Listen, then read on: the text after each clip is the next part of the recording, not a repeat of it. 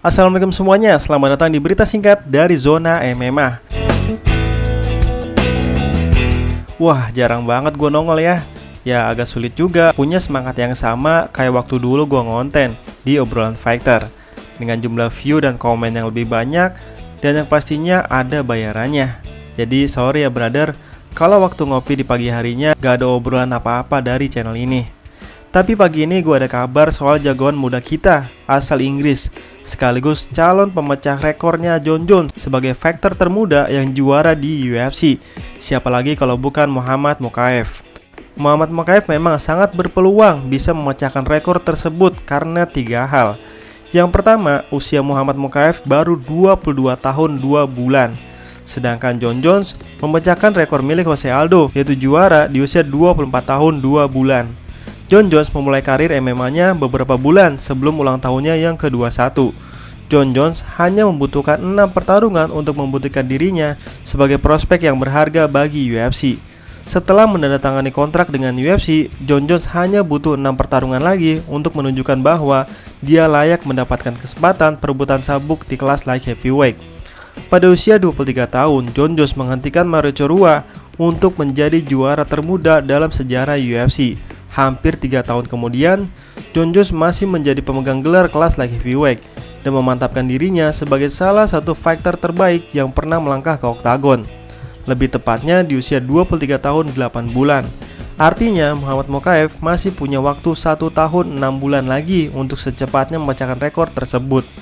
Itu adalah waktu yang lebih lama dari apa yang dicapai Israel Adesanya, yang mana jika diukur dari debutnya di UFC hingga mendapatkan sabuk juara hanya berjarak 1 tahun 2 bulan, padahal itu di kelas middleweight loh, yang sedang kompetitifnya pada saat itu. Nah, alasan yang kedua, Muhammad Mokaev berada di kelas flyweight yang terbilang paling tidak kompetitif dibanding kelas lain, yang mana kelas ini hanya dikuasai oleh 2 orang saja, yaitu Brandon Moreno dan Figueiredo. Selebihnya mungkin hanya Kai Kara-France dan Askar Askarov yang menonjol. Itu pun belum sanggup menembus tembok ranking 1 kelas ini. Sedangkan fighter di ranking lainnya, di ranking 5 saja, dihuni oleh Brandon Royval, yang rekor UFC-nya saja hanya 4 kali menang dan 2 kali kalah. Sangat kontras dengan persaingan super ketat di kelas lightweight, yang ranking 15-nya saja adalah Tony Ferguson. Bahkan mantan double champ-nya aja gak mampu bertahan dalam kerasnya top 10 kelas lightweight. Alasan ketiga, Muhammad Mokaev punya potensi yang sangat kuat. Saking kuatnya, Muhammad Mokaev bisa begitu dominan dalam 2 pertarungannya di UFC. Apalagi Muhammad Mokaev juga punya kemampuan tampil di panggung yang cukup menyita perhatian media. Dan tentu itu adalah yang sangat disukai oleh pihak UFC. Bahkan Mokaev pun sudah punya fanbase yang besar, terutama di Inggris. Nah, karena dirinya sangat dikenal oleh Dana White, Mokaev memberanikan diri untuk memperkenalkan kepada Dana White seorang fighter yang menurutnya sangat prospek bagi UFC. Ya, dia adalah Ali Islaev. Ali adalah seorang juara kelas heavyweight di promotor PFL, yang mana punya rekor fantastis, yaitu 9 kali menang dan belum pernah kalah. Sekali lagi, belum pernah kalah.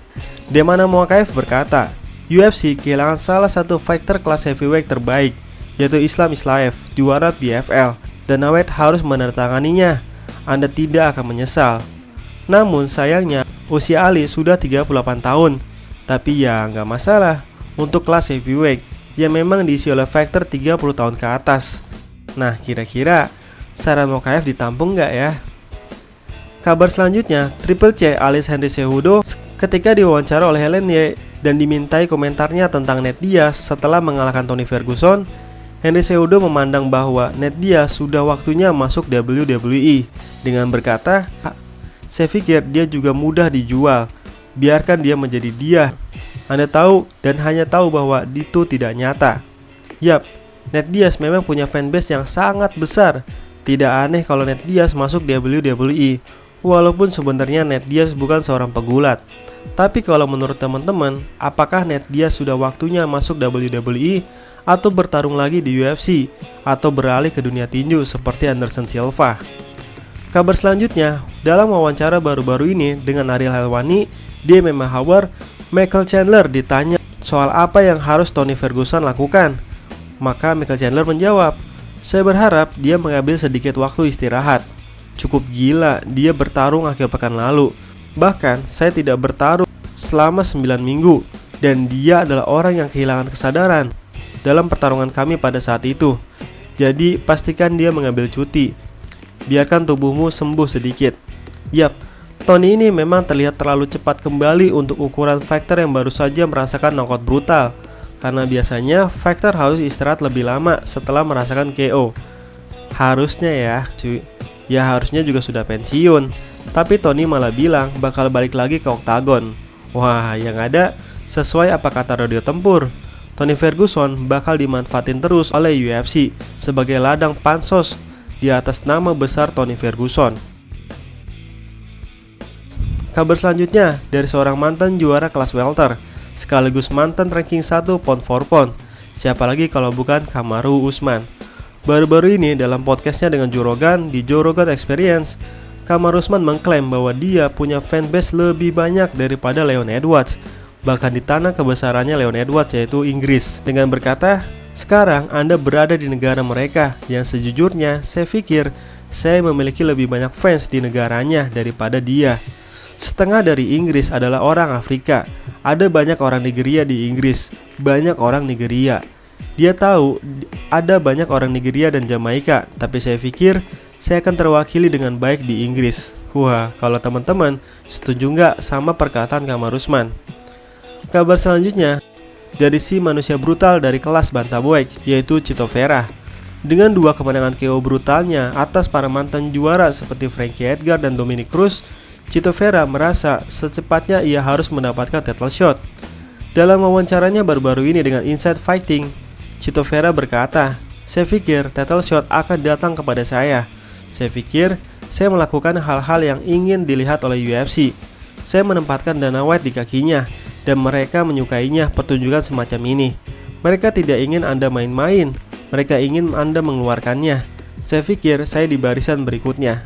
Nah, ngomong-ngomong soal title shot, ada mantan fighter yang terus-terusan minta title shot. Siapa lagi kalau bukan Henry Cejudo. Tapi Chito Vera punya jawaban yang lumayan seru ketika ditanya soal Henry Cejudo, di mana Chito Vera berkata, "Aku juga akan menerima pertarungan itu. Dia mantan juara. Ya, seseorang yang memiliki ikat pinggang sebelumnya akan menaruh cherry di resume saya. Jadi, jika orang itu ingin kembali, aku pasti akan menendang pantatnya." Wah, Chito Vera selain semakin brutal, sekarang makin berani ya mengeluarkan statement yang menarik. Nah, kalau menurut teman-teman, kalau Chito Vera bertarung dengan Henry Cejudo, siapa nih yang menang? Nah, itulah obrolan kita hari ini. Apa tanggapan teman-teman? Silahkan tulis di kolom komentar ya. Jangan lupa like and subscribe Zona MMA. Sekian dan terima kasih.